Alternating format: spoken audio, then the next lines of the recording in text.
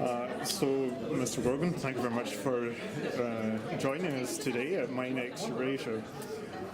Looking at the privatisation process in Mongolia, how would you chart its progress over the past 8 or 9 years? Well, it's slow, isn't it? But it's getting going again. I mean, we heard this morning about Tavan Tolgoi, the great coal asset, coking coal asset that Mongolia's had.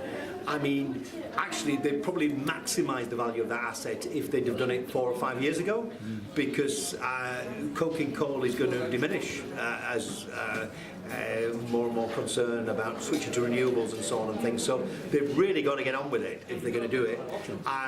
Originally, it was going to be this month or last month. You know, that was the plans in June when the Parliament agreed to put a third of the company, nearly a third of the company on the international markets. Then it was going to be spring, and this morning we heard August of next. Well, not much happens in August, I think, in most countries. So I think we're into next autumn. So I don't think we can have any more slippage in that programme. I think it's crucial they do now get on with it, and the associated works that are needed, the infrastructure works, because I think the essential message from Tavan Tolgoi was to make this economic and attractive to international investors.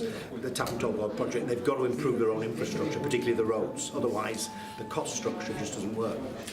And the representative of Jordan's Tavan Tolgoi today was announcing that they're looking at New York and Hong Kong as sites for a listing. Yeah. What's your reaction to that? Well, it's disappointing from London's point of view, you know, because London's always prided itself on energy and mining and so on as being more important in London than any other stock exchange in the world, really. So that's a disappointment for London. You can understand the pressures on Mongolia as regards Hong Kong from China, which is the main market. Geopolitics enters into this.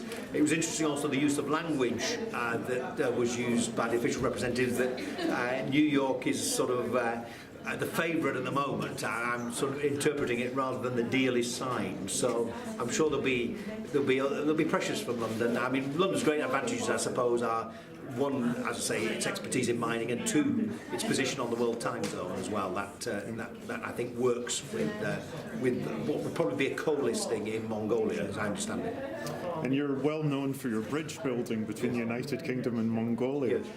What prospects do you see for further listings on the London Stock Exchange by Mongolian miners, or more generally from the Mongolian side? I think there are prospects. I mean, there's Draper Capital in London have a big mining investment in a gold mine, and they're talking about listing possibly on the Mongolian Stock Exchange and in London. So I would see one thing that London could offer Mongolia is that sort of dual listing, which I think will be popular amongst Mongolian politicians as well, to develop the Mongolian Stock Exchange.